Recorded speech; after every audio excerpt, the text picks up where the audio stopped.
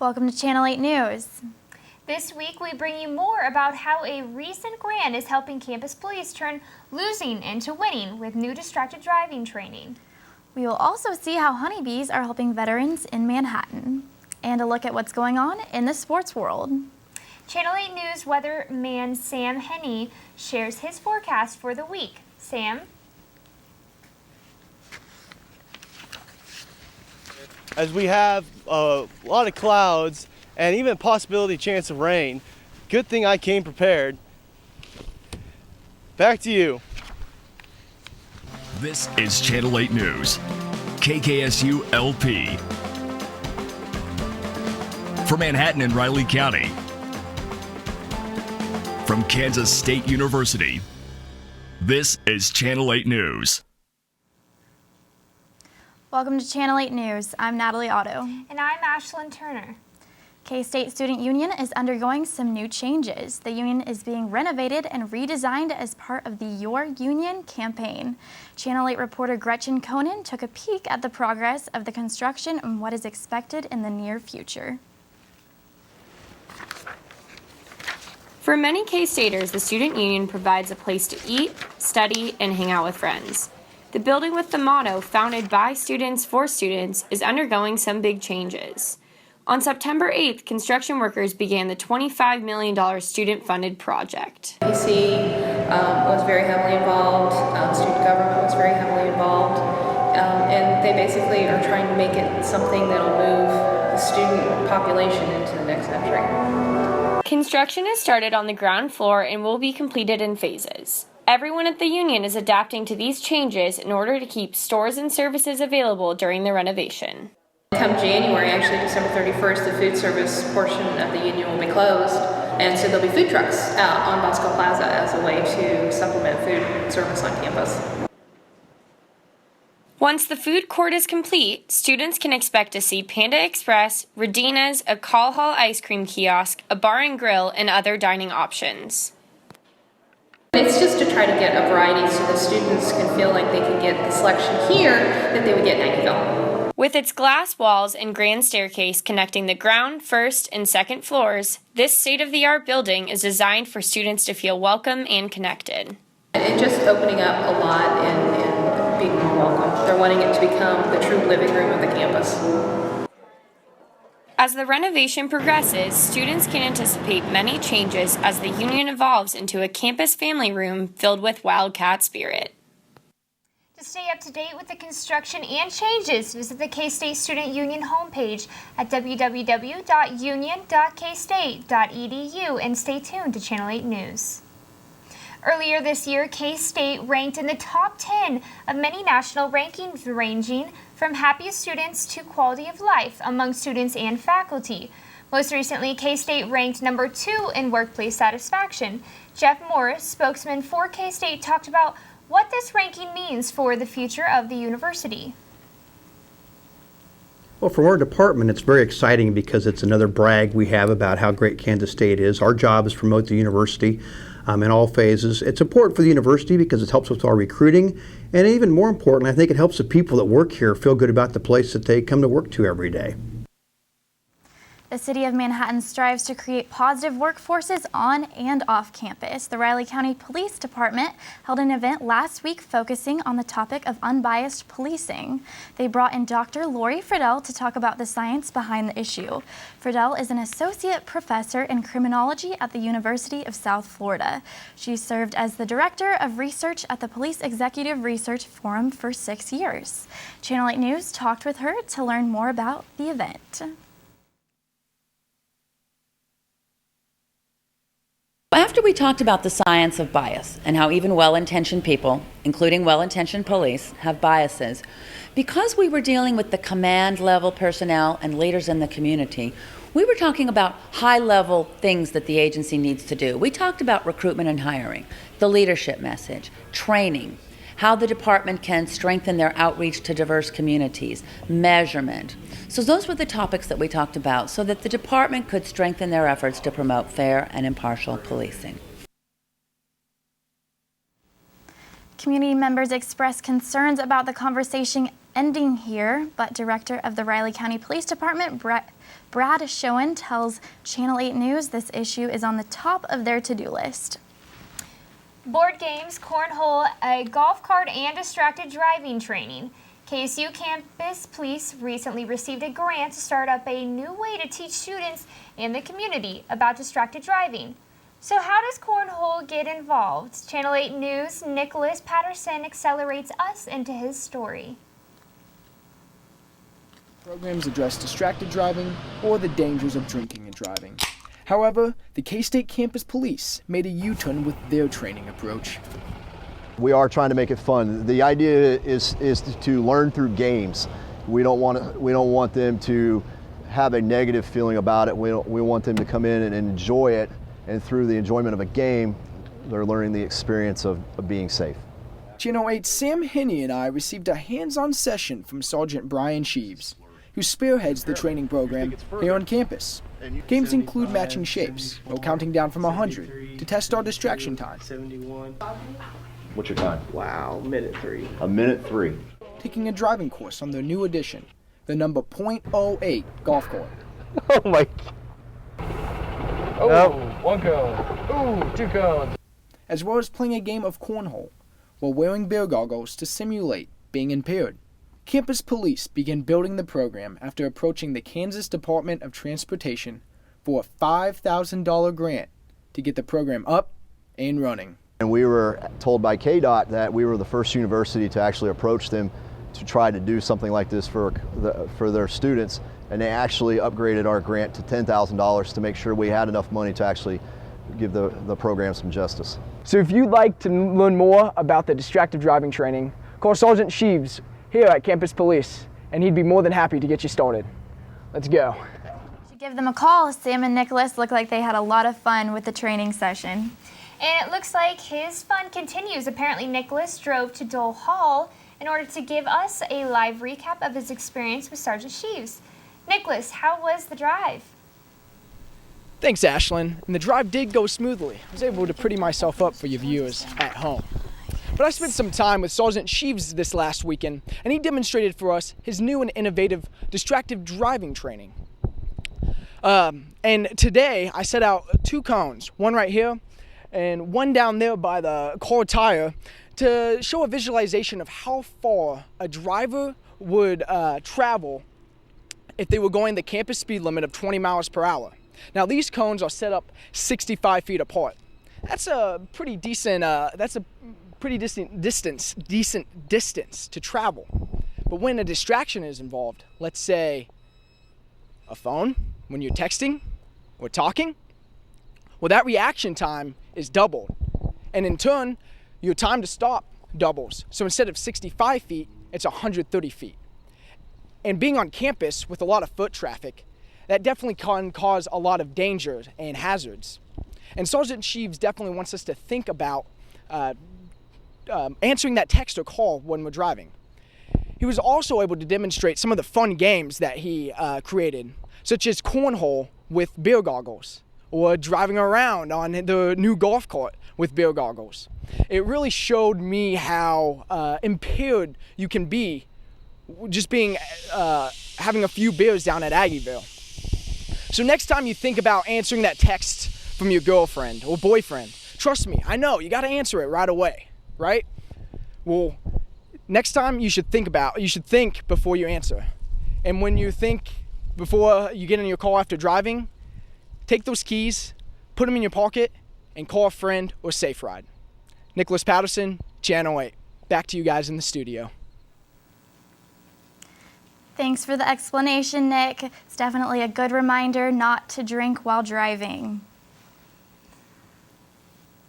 There weren't any cornhole games or beer goggles at Fort Riley this weekend, but plenty of apple pie, which I do love apple pie. Oh, so do I. Also, Sam will be back to update us on his 5-day forecast. Stay tuned. It was a routine grain elevator inspection until the explosions began. Until a blast tossed him more than 300 feet. Then it became the event that changed Kevin Saunders forever. The body of this K-State alum was broken, but his spirit, well, that spirit not only survived, it thrived.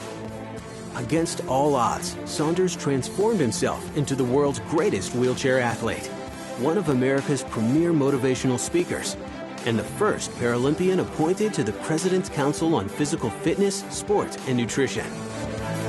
Where there's a Wildcat, there's a way. Wired magazine calls him the explainer.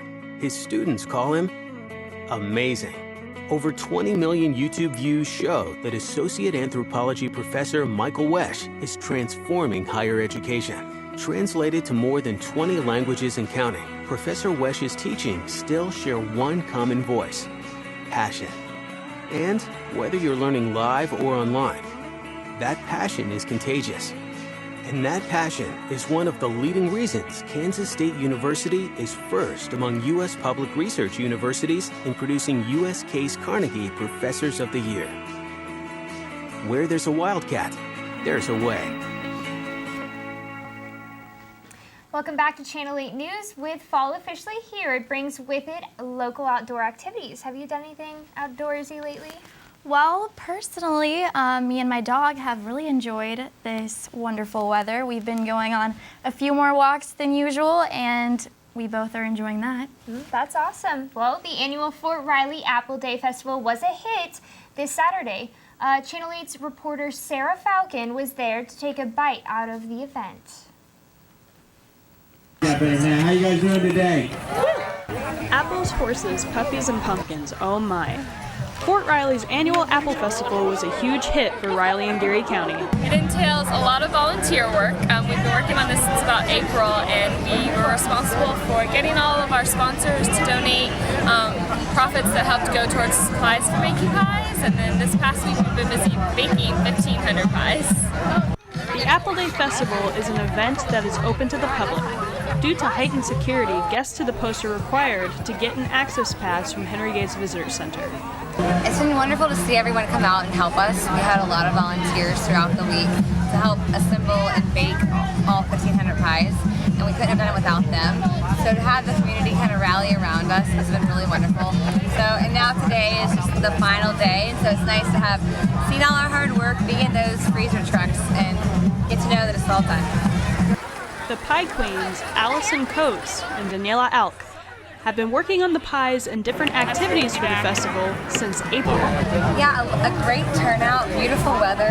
We really couldn't ask for anything more. There's been a steady line at our tent, so that has made us feel better about all of our hard work that it's going to go to help Pastor continue these projects on Fort Riley. Military personnel put on demonstrations about the military working dogs and the mounted color guard. Activities for children at the Apple Day Festival included pie eating contests, pumpkin painting, and toolbox making. Wow, that looks like a lot of fun for the entire family. Honestly, I wish I could have gone. Moving from apples to something sweeter, Channel 8 reporter Kenya Mills met with one member of the Manhattan community who uses honey to heal physical and emotional wounds. So I guess we can suit up. About 2 years ago, Gary LaGrange's daughter gave him the idea to launch a program to help wounded veterans. Today, he trains 2 soldiers from Fort Riley's Warrior Transition Unit on how to prepare the beehives for winter. Double check the top and make sure it's tight. I'm a master beekeeper, so I agreed to train some of the soldiers in the Warrior Transition Battalion in beekeeping just to see how that would work. Beekeeping has been used as a form of therapy since World War I. Go over to the hives. Sometimes when you go through PTSD stuff, you lose sight of dreams or visions for the future. I was kind of at that point. I wanted to isolate myself. And having basic vocal syncope, which is if you start getting lightheaded and dizzy, you kind of black out. So sometimes it's challenging to get out of bed. And I am, having served multiple tours in Vietnam, fully understand what the soldiers are going through. Far enough apart to allow the bees to get to it. LaGrange calls his organization SAVE, Soldier Agricultural Vocation Education. He intends to provide farm-based vocational training and a healing center for transitioning soldiers. SAVE will include training in all aspects of agriculture to meet the growing need for farmers in the U.S. Hello. They live there. Over the next decade and a half, we need 1 million farmers or so. And now with 1.5 million veterans and 800,000 transitioning military, we have a golden opportunity to help those who would like to get into agriculture get there. Even with the Save Farm still in the planning phase, wounded soldiers Ulrich and Downey are already seeing a positive change in their lives. Somebody who's got PTSD and that, they can actually focus and redirect their thoughts. It's all beneficial, and it's a learning experience. It really helps because you get your mind off of things. If you wanted to feed them, good feeder starter. Exactly. In Manhattan, Kenya Mills, Channel 8 News. Kenya now joins us in the studio. Kenya, what can people do to help Mr. LaGrange get his Save Vision off the ground? Well, it's very simple and practical. All you have to do is buy Golden Prairie honey, and that is produced by some of the wounded soldiers you saw in the SAVE program. It's available to buy at Sunset Zoo, the Kansas Nature Center, or Meadowlark Hills Retirement Home. All proceeds go to the SAVE program. Or if you would like to help Gary LaGrange's SAVE organization, you can call him directly at 785-537-7493. Thank you, Kenya. Channel 8 News will be right back. Stay with us.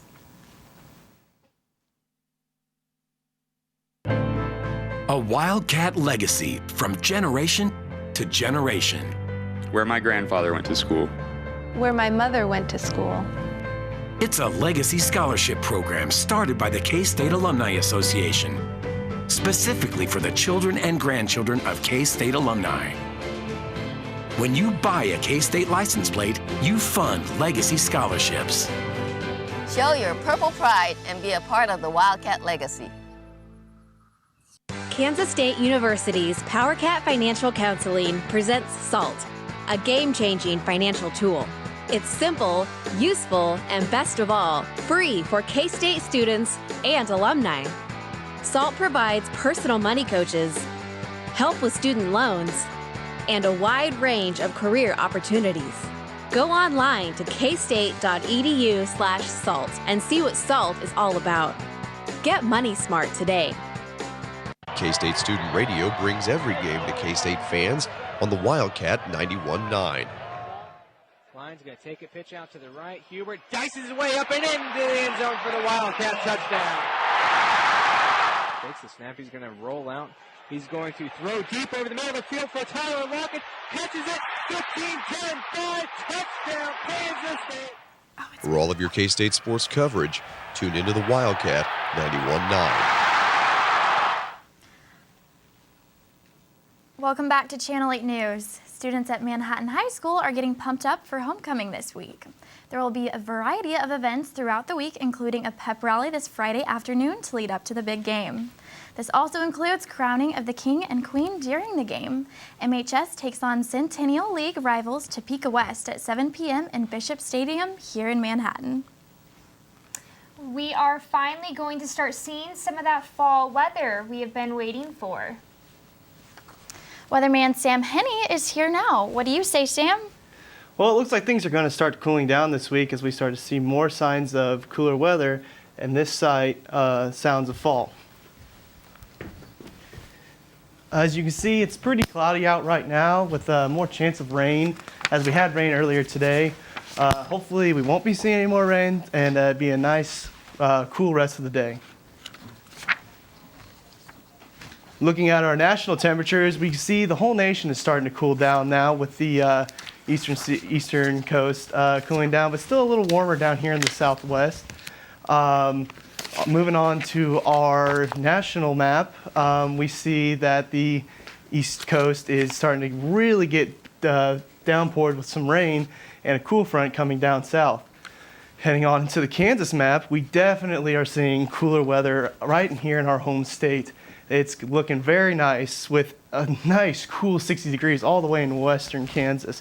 And still a little warmer here out where we're at here in eastern Kansas, but hopefully by the end of this week it'll be cooled down even more. Finally, we move on to our 5-day forecast where we can see tomorrow's going to heat up a little bit, but at least we'll have a nice low. And then cool down for the rest of the week with a high of 73 and the lowest high of the week on Saturday with a nice 58. But it's going to rain, which plan accordingly for your weekend. Back on Friday, we have a high of 69 and a nice cool low of 49.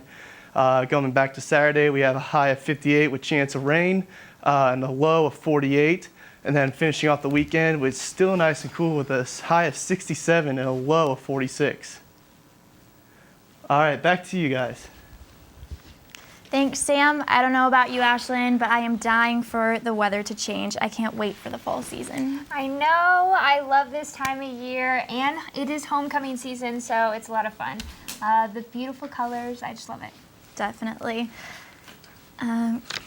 Up next, we'll see if the K-State volleyball team could snap a 4-game losing streak this past Saturday against Baylor. And the Kansas City Royals did something for the first time in 30 years. Stay tuned for sports coming up next.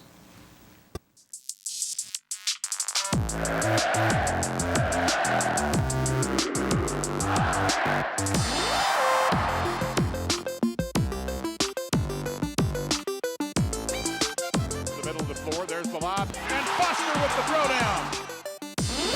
For behind-the-scenes access and up-to-the-minute news, get connected with K-State Athletics on social media. Search K-State Sports to join the conversation today. Powerful ideas are sparked by a natural curiosity. It could begin with a single seed or a brilliant ray of light. At Kansas State University, it begins with research that advances the world, where science and creativity meet. At Kansas State University, powerful ideas begin with you. K-State Student Radio brings every game to K-State fans on the Wildcat 91.9. Klein's going to take a pitch out to the right. Hubert dices his way up and into the end zone for the Wildcat touchdown. Takes the snap. He's going to roll out. He's going to throw deep over the middle of the field for Tyler Lockett. Catches it. 15-10, 5, touchdown, Kansas State. For all of your K-State sports coverage, tune into the Wildcat 91.9. Welcome back to Channel 8 News.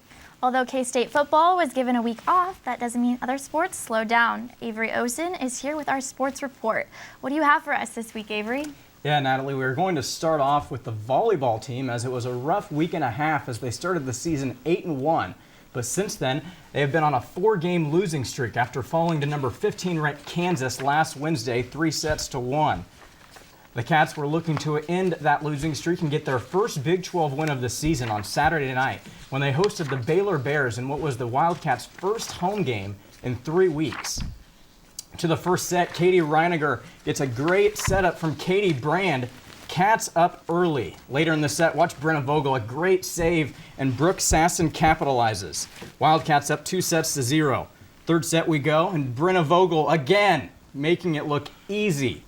Match point now, Sasson with another great shot, sending the Cats fans home happy. Wildcats break a 4-match losing streak. KSU is now 9-5 overall and 1-1 in conference play. They'll take the court next in Fort Worth, Texas on Saturday when they take on TCU at 5 p.m. The K-State football team went into its bye week with a record of 3-0 after a thrilling 39-33 win in triple overtime over Louisiana Tech University. Head coach Bill Snyder said his team is trying to do many things during this 14-day break from being on the field while also getting ready for their Big 12 schedule to begin. Now it's a matter of being able to take advantage of, this 2-week period and, make sure that we, that we get the, that we heal a little bit, that we get enough rest, that we spend an ample amount of time on trying to overcome some of the issues that we have, in other words, improving. And then obviously our preparation for future opponents. The Wildcats will travel to Stillwater this Saturday for a matchup at 3. The Wildcats will travel to Stillwater this Saturday for a matchup at 3 p.m. against the Oklahoma State Cowboys inside Boone Pickens Stadium. Back to the Future was the most popular movie in America. Like a Virgin was the song everyone wanted to hear. And that thing called a stamp, yeah, it was 22 cents. I'm talking about the year 1985, the last time the Kansas City Royals won their division. The Royals hope to end that 30-year streak last Thursday night when they hosted the Seattle Mariners at Kauffman Stadium. To the 5th inning we go, and Eric Hosmer hitting a deep home run to center field, his 16th of the season. Game tied at 3. The very next inning, Lorenzo Cain hits one in the hole between short and third, scoring Alex Gordon and Ben Zobrist. Royals take a 2-run lead as Cain is eventually tagged out at second.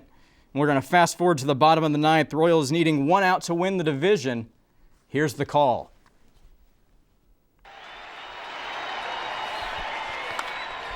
On the ground to Hosmer. Davis to the bag. Magic number 0. The Royals are the 2015 American League Central Division champions. Ending a drought 3 decades in the making, the Royals now wait to see who they'll play in the American League Division Series starting October 8th. But of course, Natalie and Ashlyn, the Royals are still fighting for home field advantage as they trail the Blue Jays by 1 game with 6 games remaining in the regular season. Of course, it will be fun to see how they fare in postseason play. Thanks, Avery. Keep it here on Channel 8.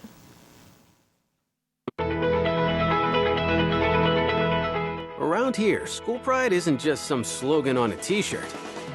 It's the spirit that comes from understanding we are stronger when we're together. That's the essence of K-State Proud, a nationally recognized student-led fundraising campaign. In just 6 years, K-State Proud has helped raise more than $500,000 to help students who need it most and appreciate it best. Think of it as Philanthropy 101. K-State Proud. It's just one more way the Kansas State family treats one another, well, like family. Where there's a Wildcat, there's a way. Class, study. Class, eat. Play, play, play. Study. Class, chill. Class, eat, study, play, study. Sometimes it seems there just aren't enough hours in the day at our 3 campuses, so you have to make every minute count, especially those precious first few. That's why Kansas State alum Herbert Diamond invented the snooze alarm, a dorm room fixture. Because even when you can't wait to get started, sometimes it's nice to wait to get started.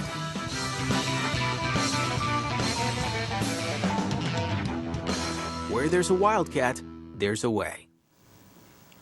Thank you for watching Channel 8 News. We leave you now with video from the annual Oztober in Wamego this past weekend. Be sure to check back next week for the latest news from Riley County and Junction City.